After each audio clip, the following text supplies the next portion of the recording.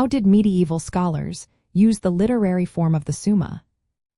Imagine a time when knowledge was gathered into neat, organized packages to make learning easier. That's exactly what medieval scholars did with the Summa. They used this special writing style to put together all the big questions about religion, philosophy, and law.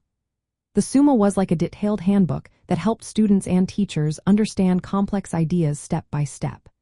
It was especially popular in universities and monasteries, where learning was serious and structured. The Summa was built around a clear format. Each topic was broken into smaller parts called quaestiones, which means questions. These questions were then divided into even smaller sections called articles. Every article started with a question, often showing two opposing views. Then, the scholar listed objections or reasons why someone might disagree.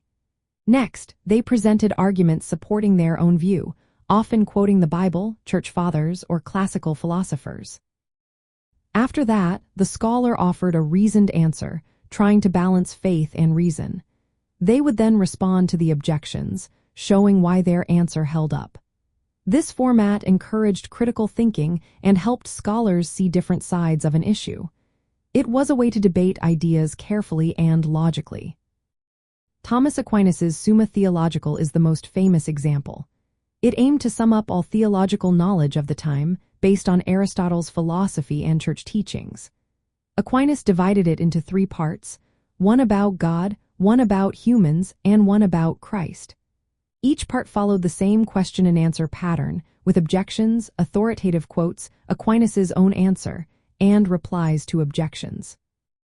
The Summa was more than just a reference book. It was a teaching tool that made complex ideas easier to understand and discuss. It helped medieval scholars learn how to think critically and argue logically.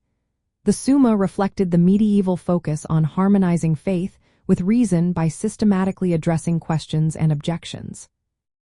In the bigger picture of European culture and ideas, the Summa was a way to organize knowledge clearly and methodically. It made difficult theological and philosophical topics accessible for study and teaching. This literary form shaped the way knowledge was shared and debated in medieval universities and monasteries, influencing Western intellectual traditions for centuries to come.